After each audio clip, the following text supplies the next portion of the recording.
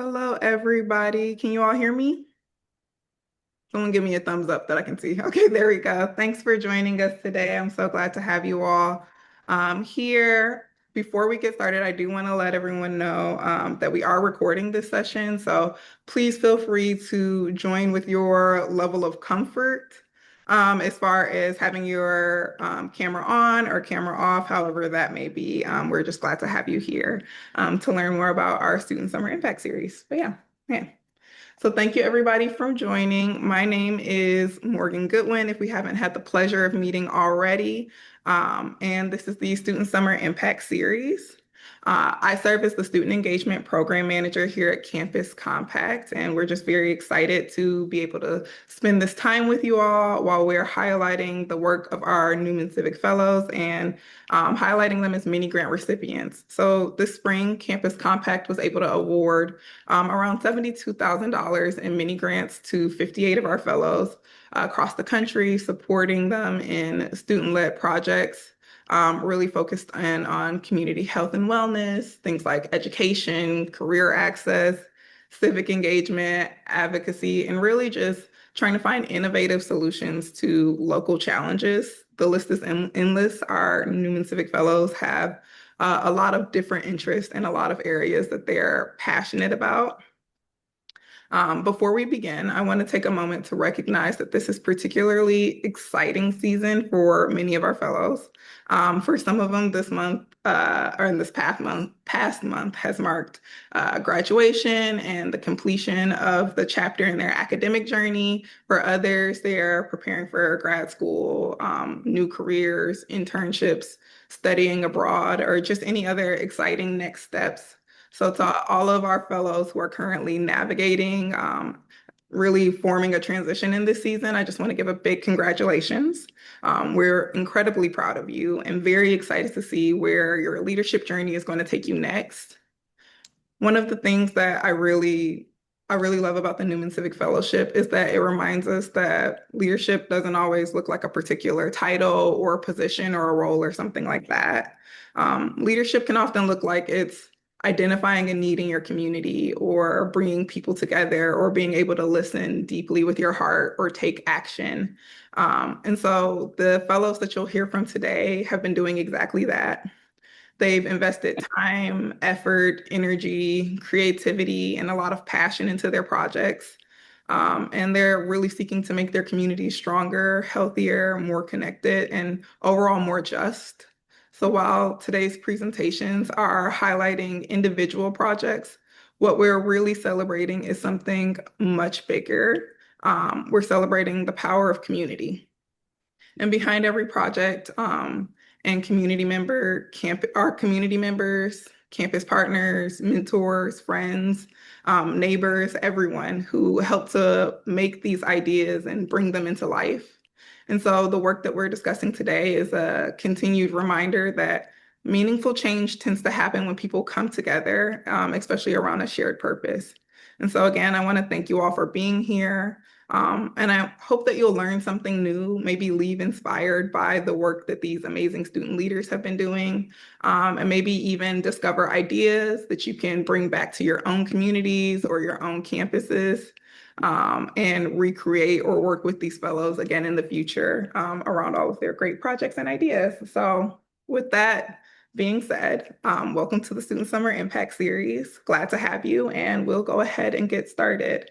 I will pass things off to our first fellow presenting, Herinah. Please feel free to get started.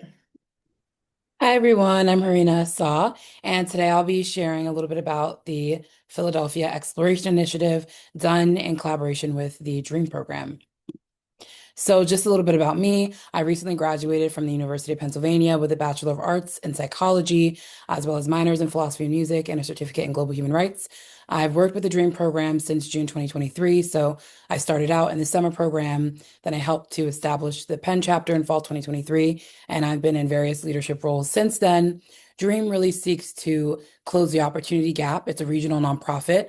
Our chapter is specifically based in West Philadelphia. So we work with kids that live in government subsidized housing to do after school programming, field trips, events, and things like that. So our main goal with this grant experience was to organize field trips based on youth feedback. We thought that it was really important to empower our kids and let them know that their voices do matter. Unfortunately, in the past, when planning field trips, just because of budget constraints and a whole other number of considerations, we're not able to do exactly what the kids want to do. But with this grant money, we were given the opportunity to ask them where they wanted to go and make it happen. So the process looked a little bit like me and other leaders having conversations with the kids and then making a survey with a number of some of the field trip ideas that they listed. So they wrote down what they wanted to do. We also had them like vote and like circle what they wanted to do. We took all of the data that they gave us. We figured out, the top 3 or 4 places that they wanted to go, and we started planning. Um, so some major challenges looking back, we weren't able to do everything that the kids wanted to do. I'm not sure if you can see here, but one of the options we had was the Sixers game, and we tried, but we couldn't make that happen. Another thing, as over the course of this semester, we had more kids than we anticipated. So usually we work with about 15 or 16 kids, and by our last field trip, we had like 21 kids. So there was that increase as well. And so we spent a little bit more money than we thought. And then also when working with kids, as I'm sure many of you know, many unexpected things come up. So we had a lot of unexpected expenses that came up during trips that also constrained our budget. This meant that we originally proposed to do 4 field trips and we were only able to do 3 with the amount of money that we had after unexpected expenses and having to accommodate more kids. But overall, again, we really wanted the entire process to be youth driven. So we took the surveys. Anytime we were in doubt, we would talk to the kids, and we really wanted this to be something that they felt like they were a part of. So, of our first or our 3 field trips, our first field trip was to the Ginger Arts Center in the Chinatown neighborhood of Philadelphia. We went last spring as well, so we knew that this would be something that the kids probably would suggest going again. They did a variety of arts and crafts, so they did block printing, watercolor painting, they made like collages, they did comic book writing. They had a lot of fun. They got to have pork and pineapple buns from a nearby bakery. They learned a lot about the history of Chinatown and its cultural importance. And so we're very glad that this field trip went smoothly. You can see here them doing arts and crafts. Hopefully they're able to go again next year. Super, super wonderful field trip. Our second field trip was a campus tour. So a lot of the kids have been to Penn's campus, but they come in like smaller groups, so like 2 or 3 kids. So this was one of the first times, or the first time, that we were able to have almost all of our kids on campus. So they had a scavenger hunt and they went around and they got to see sort of what our lives as students look like. So I thought that was super, super rewarding, especially in my last semester. I got to point out a lot of the places that I spent the past 4 years. So that was super special. That's a lot of us during in front of the Penn Common statue. So that was the first part of the day, was the scavenger hunt and showing them around, breakfast and stuff like that. And the second part was a career exploration activity. So I'll go back to this. You can see one of the last questions we asked, what are some careers you're interested in? I actually wanted to do a career exploration initiative in the fall, but we weren't able to. So we thought with this grant, it'd be the perfect opportunity. So we took a lot of the things, for example, you see here on the left, one of our kids said he wanted to be a firefighter.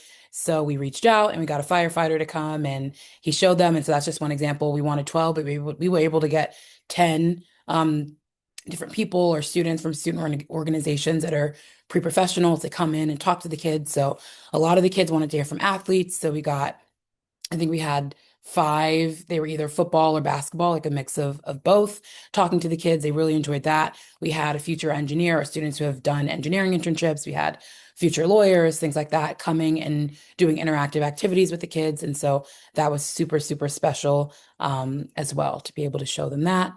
And our last field trip, we went to the Rolling Thunder Skate Center.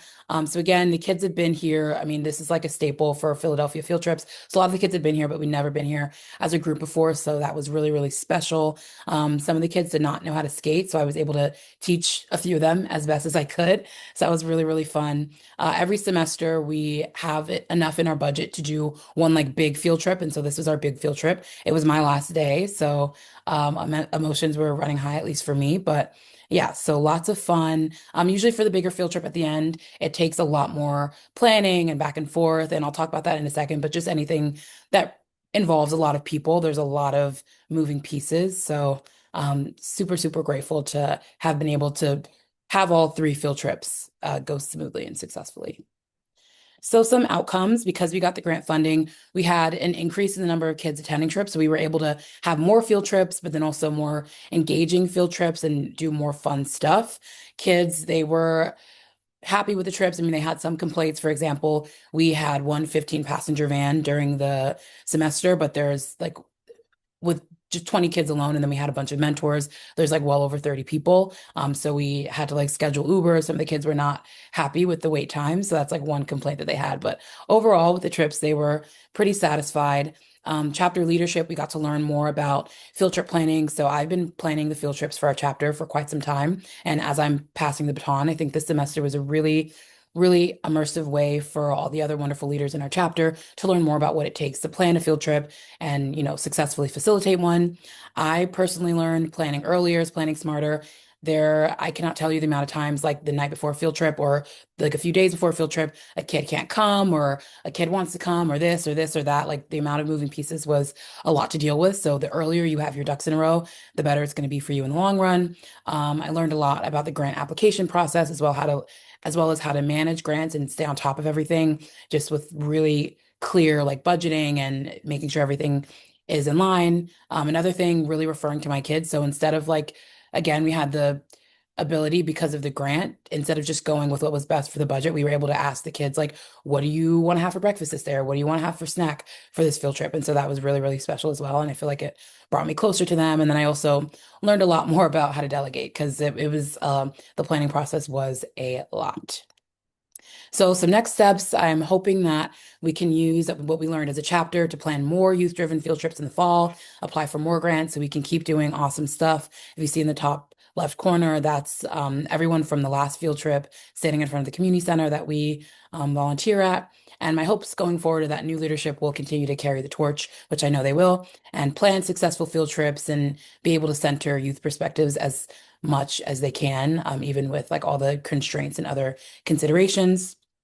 Some personal reflections. Like I said, this was my last semester with my kids. I've basically, I mean, this was my like longest standing involvement. So it was like bittersweet to be able to plan all these things and do all these things with them. But I'm so grateful that I got to have a wonderful last semester. We made so many wonderful memories. I have lots of pictures and everything. So that's like my top reflection. I also got to learn a little bit more about what actually goes into like nonprofit administration and having to stay on top of a budget and track receipts and balance requests from the manager and community partners and the kids and all of that. So that was very eye-opening as well.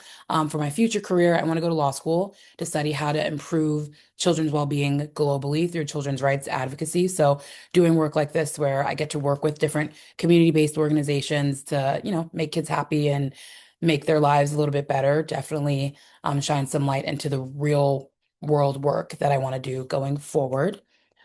So that is my presentation. I'd like to thank Campus Compact, excuse me, for the mini grant. Again, like I said, I could not be more grateful. You guys were able to give us and our kids a wonderful spring semester. I'd also like to thank Dream at Penn leadership. I know some of you guys are here today on the call. You guys are amazing. The field trips would not have gone like half as smoothly without you guys. So I'm grateful. And then thank you all for listening as well. So yeah, that's the mini grant.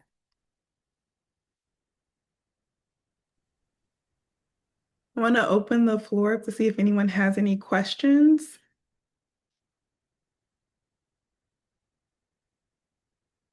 Of course, the contact information is also here on the screen, so feel free to reach out if you have any questions regarding this amazing project. We just jump with our questions. I can't say. Yes, you can come off mute. You're right, there are a lot of people in here, so it is hard to see. Yeah, and I didn't want to. I don't know if there's other people that had their official hand up, so I'm good if there does. But otherwise, Go ahead. well, I'll just go. I'll jump in. I was like, I love that you like it's all about like finding out what they want and not just assuming stuff too. So I think that was wonderful. I guess my question is, what did you learn from doing this that you think? I mean, obviously, about budgets or like planning ahead and everything you just said, but in terms of your higher picture work on a law school, working with young people, it sounds like in a global, like, in a bigger way than planning these trips. We're always thinking we want people to have sort of on the ground FaceTime with like the population they may want to work with after law school, and so is there a way it was set up that was there something you took away from this that surprised you? Was it a way that it was set up that helped you take something away? Yeah, anything on that? Yeah, I think in terms of scale, like I'm really interested as I think about law school and policy, and I've done some like youth-centered policy research in the past where we're like interviewing kids and asking them the kind of changes that they want to see. I think that same sort of mentality exists here. One thing I learned, I mean, I think our youngest kid he's like 7, I believe. Kids have more clarity around what they want than one might think. And I think a lot of the times as adults, we're like running around and we're making all these decisions and we have so many things to consider that we're not necessarily thinking about like the reason for everything. And so yeah, I think it really opened my eyes to like sometimes you need to take a second and just ask, like even down to like when I was picking snacks, like ordinarily I would just pick like, oh, this looks good, but I'm not the one eating them. You know what I mean? So just really taking a second and thinking about the people that I'm doing this for and making sure that their perspective is present in everything that I do. Then, Will, I see you have a. Yeah, okay. First off, if you really didn't eat any of their snacks that you bought, kudos to you because I would have eaten a lot of their snacks. But the other question is, I really love this project. I love how you did it. Again, I think the methodology is really powerful and all that. The question I have is one, I sort of want to know what was one really fun idea? You mentioned the Sixers that they put out there. They're like, okay, that's a dreaming big, but we can't do that. And how did that conversation go? Sort of having to tell them, hey, like, here's what we can do, but we aren't able to do everything. And then the other thing is, do you have one moment that really stands out to you of like one particular student and one of the trips just sort of like coming alive at the spot, or it's maybe the first time they were at that place and you just sort of saw like that was sort of worth it to you, like that sort of an anecdote that really stood out to you that really made all the difference for all the logistical work you did? Yeah, so to answer your first question, I'm trying to think of other a lot of their other sessions that we couldn't do were stuff that we've done in the past. So a lot of them, we went to a water park last year, then wanted to go back to the water park. That telling them that, I mean, I think for them, like as long as there's something, so especially for the Sixers game, I tried not to tell them stuff until it was like concrete. But for the Sixers game, because I know a lot of them like circled it, I was just like, well, we won't be able to see the Sixers, but we will have some basketball players. So some sort of like trade-off. Obviously, nothing is as good as like being in the stadium, but they're very understanding as it is.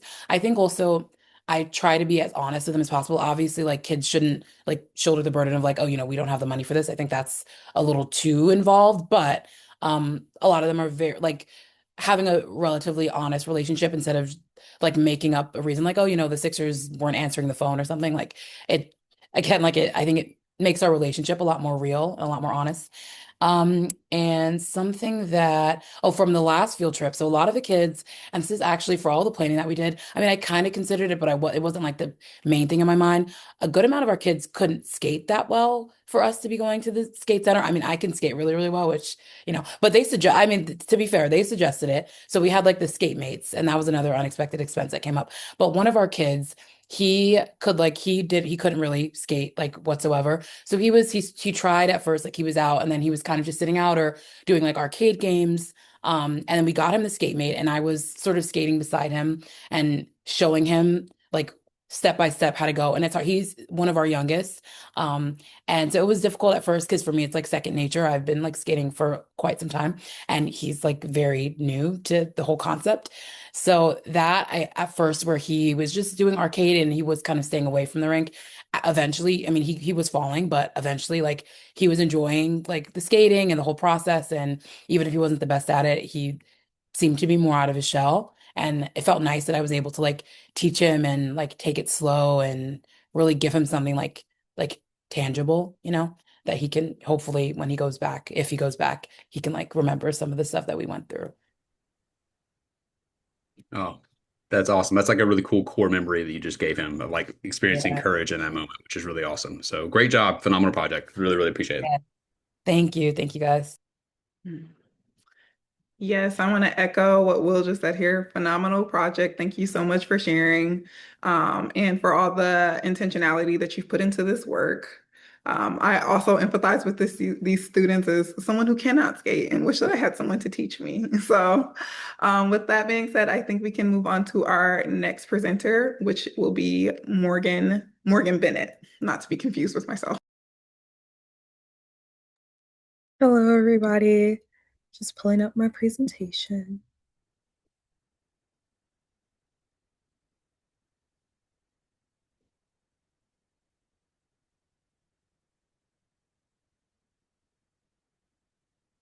Alrighty, can everybody see? Looks good? Okay.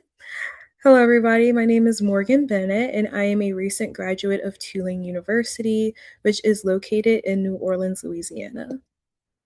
So just a little background about me and my community. Like I said, I'm a recent graduate from Tulane University, where I received my bachelor's in arts and political science and social policy. And I also had a minor in education. I am from New Orleans, Louisiana, the great city where Tulane is located, which is a very unique and very culturous city filled with music and lively entertainment, while also being a great community that relies heavily on one another and building those relationships.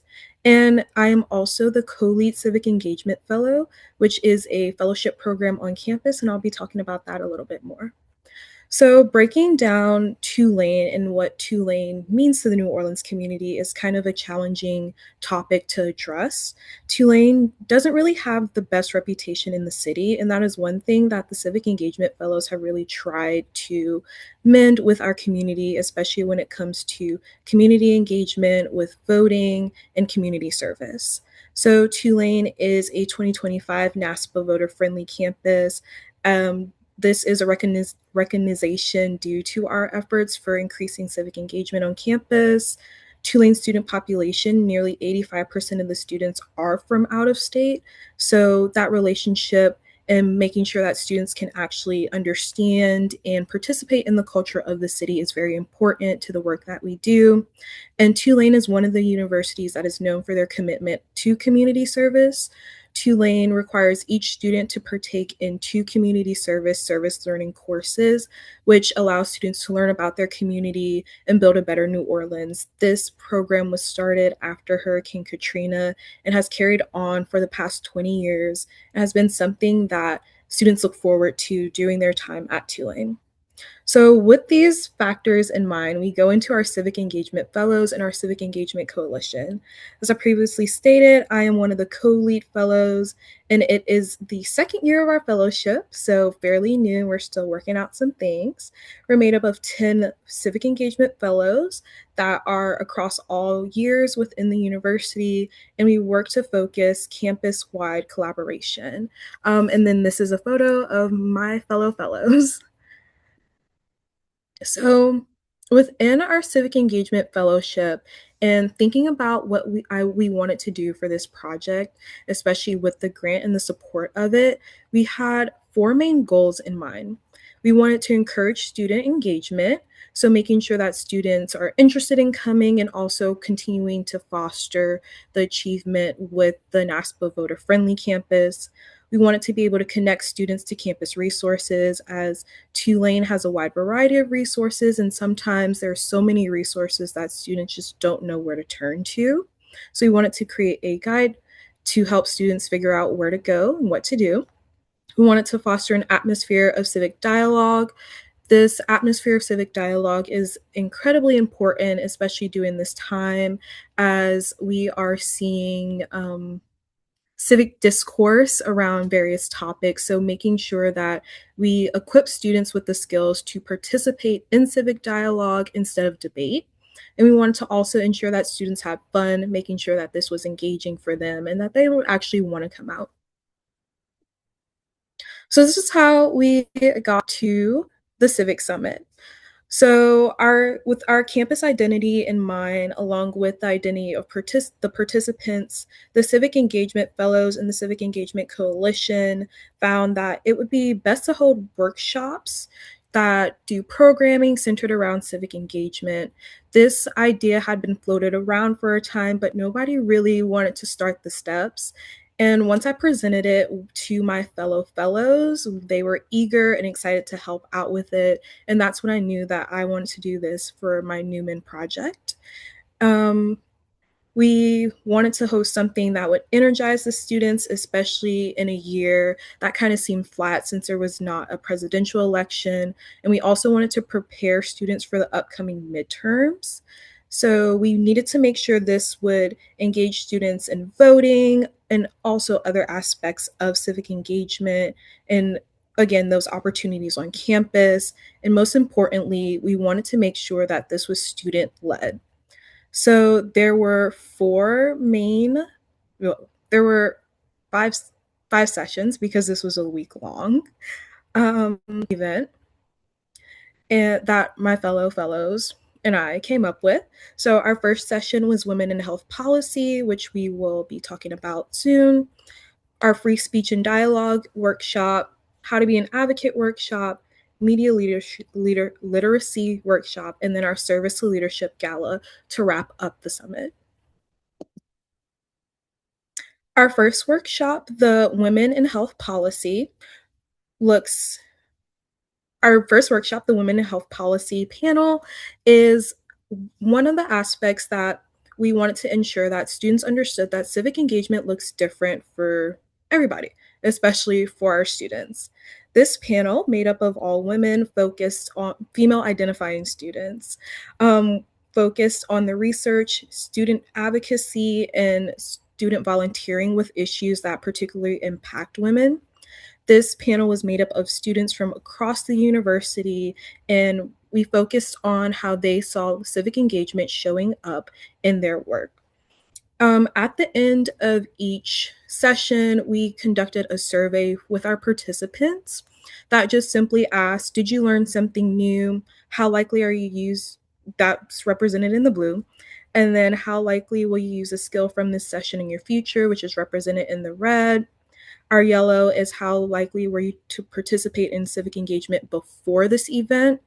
And then the green shows how likely you're to participate in civic engagement after the event.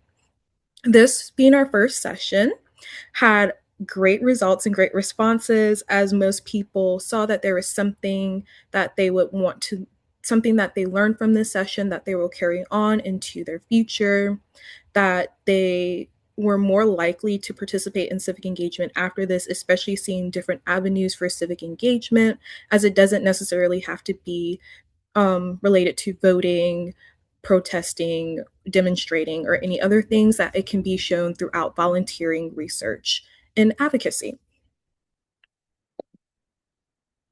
Our next event was a free speech and civic dialogue event. This was actually one of my favorite events of the whole Civic Summit, and this was one of the most impactful ones and had the biggest turnout of the week. So this event, in partnership with Tulane University's Bridge, which is a nonpartisan student organization on campus that works to foster civic dialogue, our Tulane University College Democrats, and also working with our Tulane University's chapter of Turning Point USA, we worked to create a workshop that focused on civic dialogue across ideologies and backgrounds. This workshop shared a series of prompts that centered free speech and free speech concerns on campus and within society. And participants were encouraged to share their views and discuss their views in a non-debate format that respected one another's opinions. While this might seem like an interesting group of people to bring together, our civic fellows are trained in these nonpartisan civic dialogue and civic discussion in hosting these. So this was an event where both the fellows and other students were able to come together, share those skills, and learn other tips about how to foster civic engagement and civic dialogue, and show that different ideas don't have to be a disagreement or a debate. Again, most people saw that they learned something that they would like to take away from these events, and many people are more likely to participate in civic engagement after participating in these conversations. The next workshop that I actually hosted was How to Be an Advocate. Advocacy looks so different to everybody, and this workshop shared valuable tips and skills about advocacy, including how to find your passion, where to start, and how to simply participate. This workshop really focused on advocacy on campus and where students could turn to be involved in advocacy on campus, whether working with our Center for Public Service, student government, which is focused on student advocacy, or joining other student organizations. Students also were able to share about their student organizations and how they did advocacy on campus, and also just create different connections and bonds across campus. Again, this event didn't have the best turnout, but we again saw an increase in participation in civic engagement and learning new things that students will take with them throughout the future. Our next event was a media literacy. With the rise of AI and fake news, this workshop provided tools to help students examine the credibility of their news and other media sources. This workshop included an interactive activity that left many participants stumped, but really had us questioning and thinking about what media we're taking in on a daily basis. Again, this workshop provided tools that people saw and will likely use in the future and are more likely to increase and engage in civic engagement. And our last thing to wrap up our Civic Summit was a service to leadership gala. We had a lot of different titles and names for the gala, so we're going to call it the Service to Leadership Gala. And that's just because it was such a big event and people were excited about it, so we were just calling it different things. So this gala brought together civic learners, students, and civic pioneers within the community, on campus, and across the greater New Orleans area to share and celebrate their hard work in the community and civic service. The gala required a minimum of 2 service hours for attendance in order to highlight this work and bring together our community. Students and participants shared the work that they did and how others can get involved. This was a great night for networking and also just having a great time and highlighting and celebrating everybody. It was a great wrap up to our Civic Summit and really was one of the best things, especially as a senior, being able to share this event with my fellow fellows and guests in the community who I've worked with throughout my time at Tulane, and also just seeing the fellowship and civic service, which is a very big part of the New Orleans community, come together and create rekindling that relationship with Tulane in the New Orleans area. So some of the outcomes from our Civic Summit, just in general, looking at the surveys that our participants partook in after each activity, we see that there's an increase in learning something new, likeliness to use something that you learned from the session in the future, likeliness for future civic engagement and civic participation. These questions were also included in how likely are people to register to vote or voting. I did not share that on here, as voting is something that all students on campus can't participate in just due to international statuses or other barriers, but we did see an increase in likeliness to vote and partake in other forms of engagement. So some of the challenges with the Civic Summit that we face throughout the week is that Tulane students are very busy. So we hosted the Civic Summit in mid-April, so right after spring break, but a little bit before finals. So our attendance wasn't as high as we expected, but that's okay. My team and I felt that the summit was successful just because we were able to reach one person. And we found that students are more likely to engage during prominent election cycles. So hopefully this momentum continues into the next school year as midterms are coming up and into future school years with other major elections. And my closing reflections. For the first year, I would say the Civic Summit was successful. I say that we learned a lot, not only about our campus and community, but a way to better understand our campus and community and find different ways to engage students. We saw that bringing together students with different backgrounds and partnerships with other student organizations on campus. Again, like that partnership with Bridge, Turning Point, and College Dems on campus was something that really brought out more student engagement and piqued the interest of a lot of different students that a fellowship in our second year has not been able to reach. My why, I have always seen that civic education is important, and I deeply enjoyed sharing this with my fellow students and also working with my fellow fellows. This was a great way to see how civic education differs on the higher education level. I'm used to working with younger students, mostly high school students, when talking about civic engagement and just getting their interest and engagement in civic engagement at a young age. So it's very different when you're talking to college students, especially those who have already been engaged. So, how do we keep that momentum within students is something that I was able to learn throughout this process.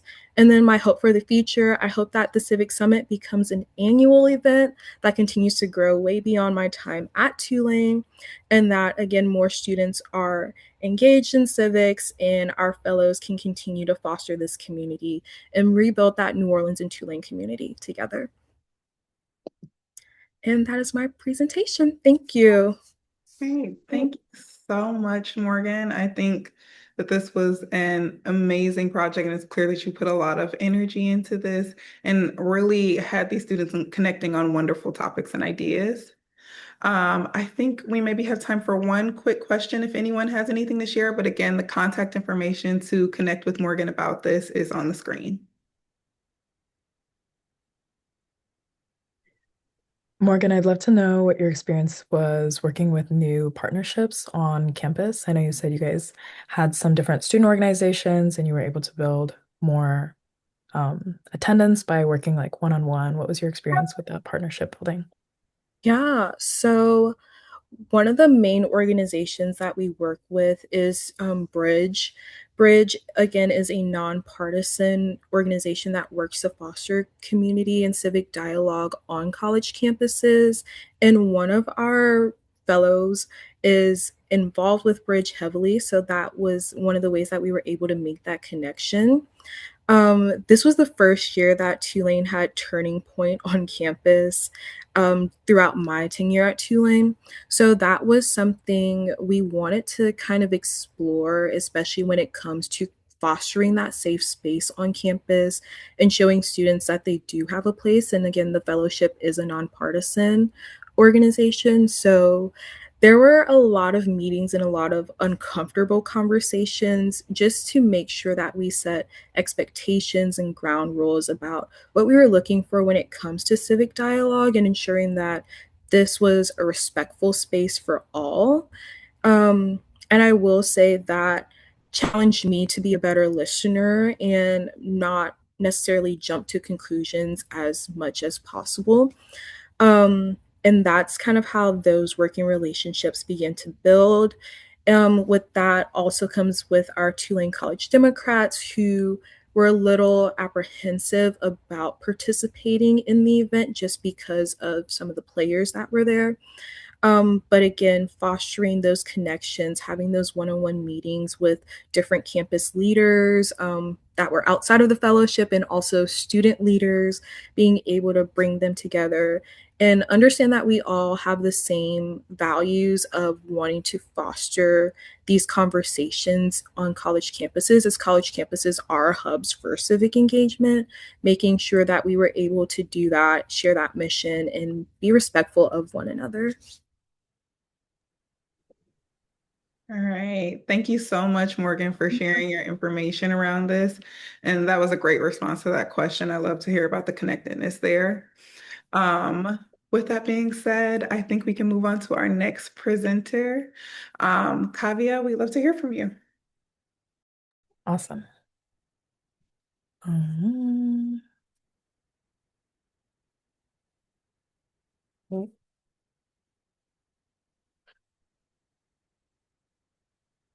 Okay. How does that look? I was having some tech issues earlier. So Looks good. awesome. Perfect. So my name is Kavya. I'm a rising senior at Colorado College, and this is my Human Civic project, which was the fifth planting party that took place in Stratton Meadows. It was a partnership between the Sunrise Movement, which is a youth climate action hub in Colorado Springs, and Hey Neighbor. Quick overview about me. Like I said, I'm a rising senior. I'm studying international relations, political science, and economics with a concentration in environmental studies.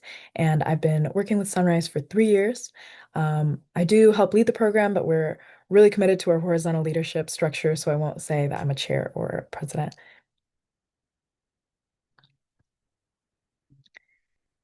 Our project really revolves around this quote, which is that environmentalism without class struggle is just gardening. So we wanted to flip this on its head and see how we can make gardening a tool in the struggle for environmental justice. We focused this project on Stratton Meadows, which is a neighborhood on the southeast end of Colorado Springs. Southeastern Colorado Springs, people who live there have a lower life expectancy by 16 years, which is laying along lines of race and class.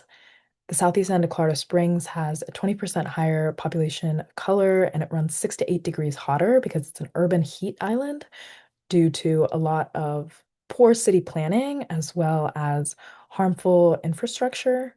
Stratton Meadows is one of those neighborhoods in the southeast end, and it's 50% tenant owned, which means majority renter, and 80% low income, with the average income falling below 75% of the US population. We wanted to work with Hey Neighbor to really focus on building relationships within the neighborhood rather than coming in and proposing new solutions. A lot of the studies that came to these numbers were done by CC professors, but in order to address the problems, we didn't want to come in as students. We wanted to come in partnership with neighbors. So Hey Neighbor is an awesome organization being led by Kelly Bull, who lives in Stratton Meadows and has been doing some extraordinary horticulture work that we'll talk about. And the idea of the planting party is something that she's been working on for years. We ended up building a partnership with her this fall when Sunrise hosted a coalition event in the city with about 10 other organizations trying to get a better understanding of what environmental issues are happening in the Springs and what work is being done by awesome neighbors already to address them. In the past, with Sunrise, we've tried to think of great solutions by ourselves, but it's really hard to act in isolation. And something that we really wanted to focus on this year was to invest deeply in the knowledge of other organizers in the city and build congruence in the action that we're doing to scale our impact. So we started this partnership with Kelly in October, and we've had it running all throughout this year, which has been really awesome. We ended up working with her to figure out the best place that students could be of support and impact for the work that we're doing. That Kelly Bull and Hey Neighbor is doing was to help raise money and help with another planting party. This is, like I said, the fifth planting party that Kelly has been doing, but each of these planting parties is free to the neighbor that's receiving them, which means that they need about $3,000 to $4,000 to make them happen. Colorado College is an extremely wealthy institution with a small number of students who often don't see themselves as members of the city or the neighborhood, and we wanted to change that. So the first thing that we did was starting by raising money, which is an awesome way for us to redistribute money both from the institution and through organizations from like Campus Compact, as well as directly from the families of CC students. So we raised almost $3,000 for this project through a variety of grants and one-on-one donations. We were also able to develop a lot of student power through this initiative. As you can see, we have a pretty awesome group of students who attend, but we really wanted to make sure that a lot of students had stake in this game, that it's not just my project, but that it's collectively building student access and power in the impact that they have in their community. So during this process, we had a variety of students leading different initiatives from the fundraising side to the community outreach side to the partnership building side. So students became educators, they became communicators, they became grant writers, and this really helped us both split apart a lot of the work that needed to be done It made me not be a micromanager and actually spread a lot of that leadership. And it also built up students to feel confident taking on these initiatives in the future as I graduate out of this role.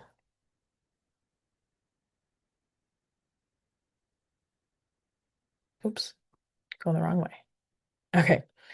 So our outcome was super satisfying because we got to see it right before our own eyes. We planted 57 edible, native, water-wise, pollinator-friendly plants in Joel's yard. And this is called a rain garden. A rain garden is really awesome because it means that it's watered exclusively by rainwater. It also helps protect our Fountain Creek watershed, which has been endangered due to erosion and drought caused by climate change. Um, this was super awesome because not only are we reducing costs for the neighbor, but we're also combating some of that deadly heat that's occurring in the southeast end of Colorado Springs.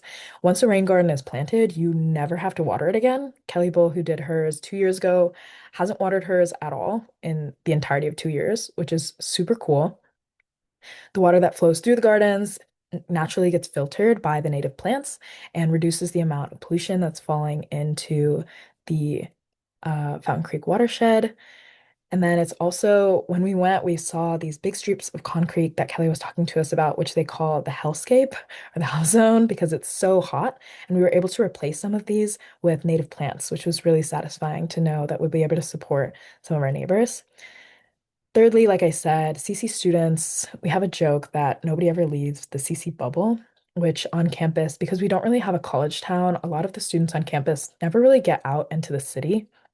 This was a really big deal, that a big issue that we wanted to address in this project, which was getting students out to meet their neighbors, bringing neighborhood knowledge back to campus.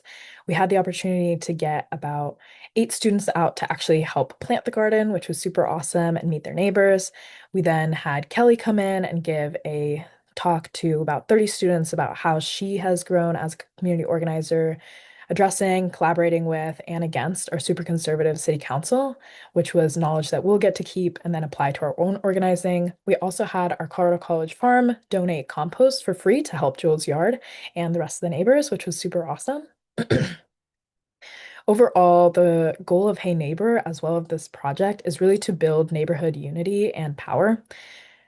It's important for students, for us to recognize, and for neighbors to recognize that all of the issues that they're facing in the city can be contended if we have collaborative power. But making demands of our super conservative city council requires that we know each other. It requires that we are acting in collective action.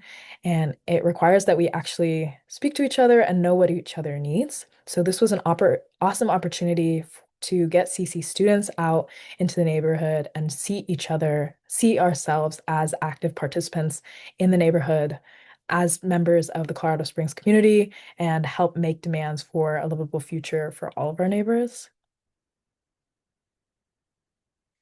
Huge thank you to Campus Compact, which gave the majority of the funding for this project, and really it would have been impossible to do without your support. You can see the plants in the photo right there. Those were bought with your money, so thank you. Hey Neighbor, really impactful for them to slow down and teach us how to participate in this project. This is the 5th one that they did, so they very easily could have been like, we know what we're doing. It's going to be slower to involve students, but they took the time to sit down and help us be participants and partners in this project. So that was really meaningful. And to the Colorado College CCE, who also provided funding and guidance and feedback on our project to involve more students and make the work more meaningful. The next steps are to scale and multiply. We already have another project set up for October, which is going to be really awesome, and just really investing deeply in continuing partnerships with organizations like Hey Neighbor and anybody else who's interested in working with us. I would love to hear from you, or if you want to know how to make this possible in your own neighborhood, please reach out to me. That's my email on the screen.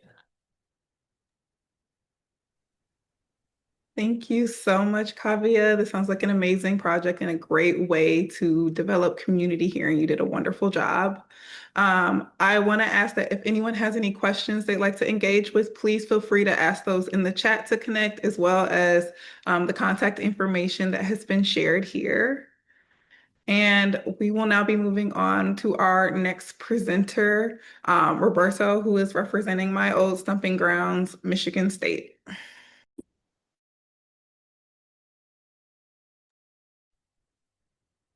Okay, is it seen? Yes. Perfect. All right, great. Hello, everyone. My name is Roberto Marcos Garcia Jr., and yeah, I am the Newman Civic Fellow for Michigan State University.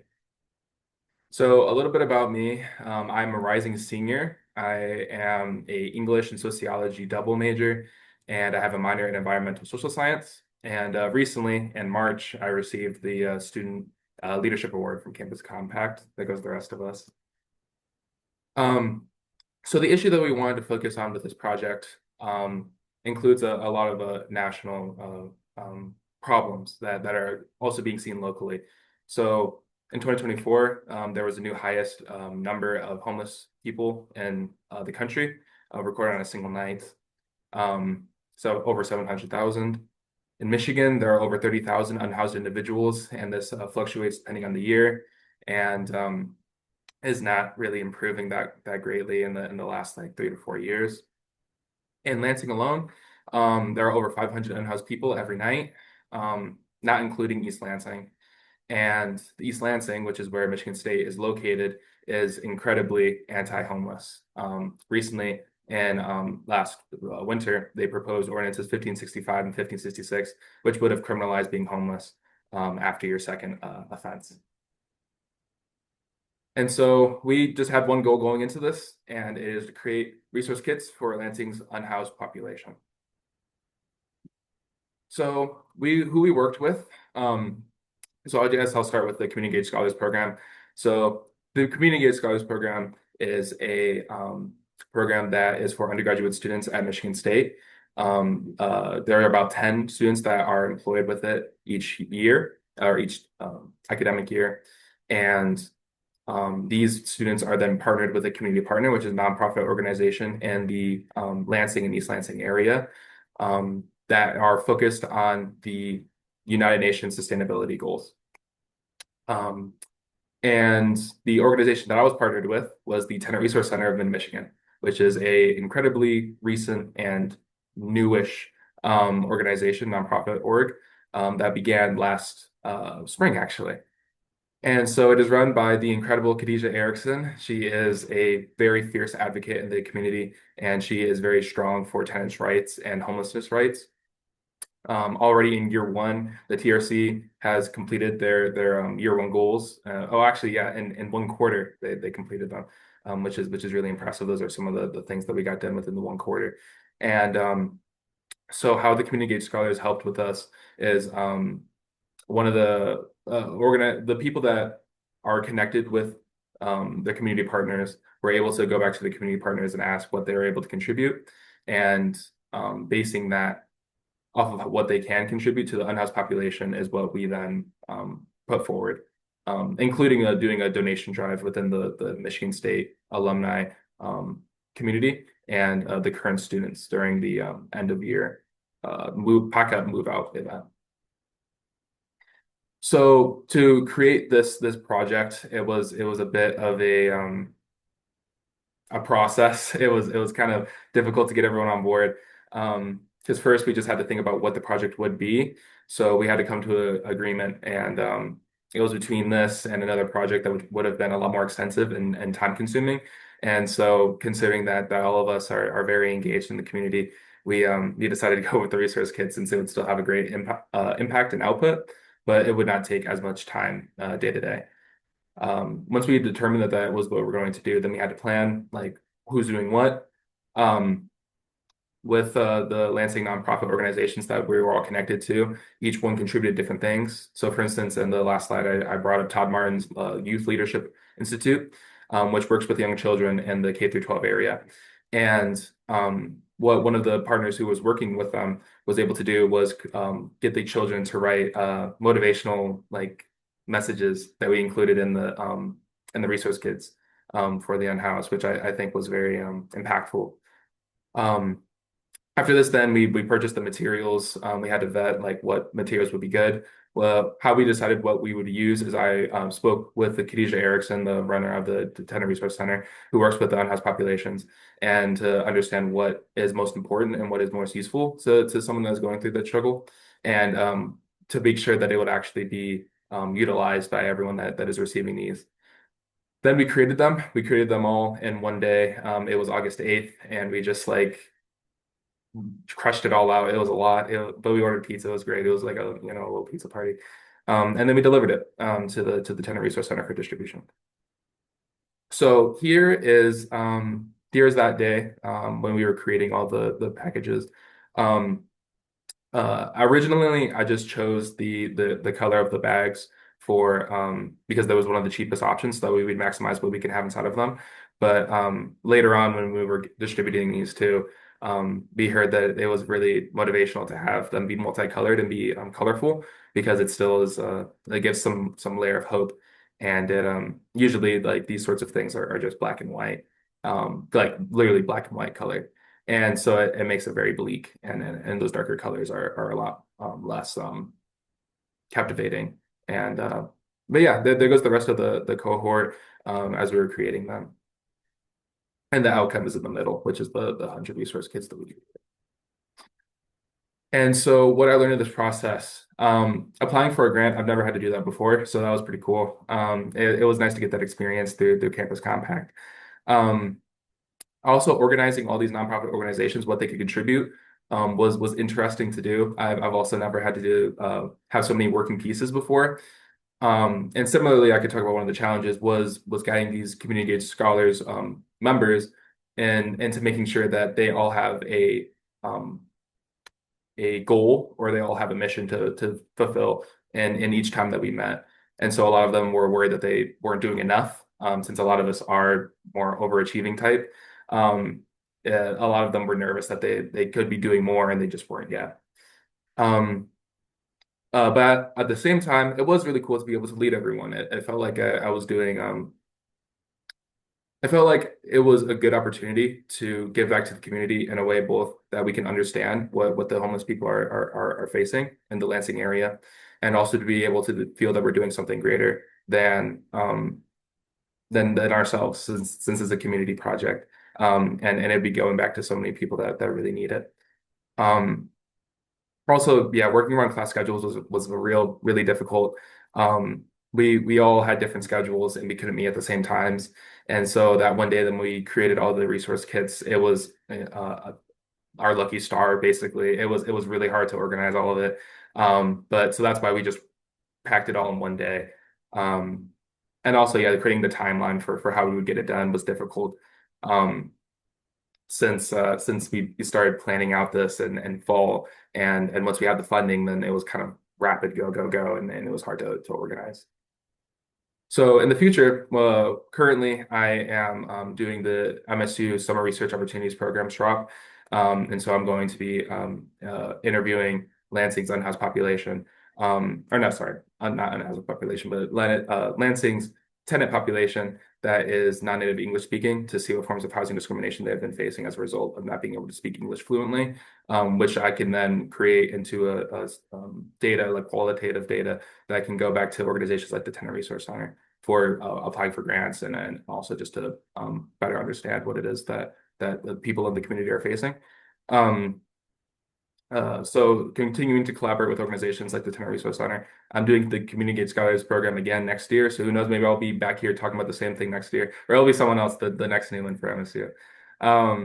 And so, yeah, we want to keep doing these sorts of engagement opportunities.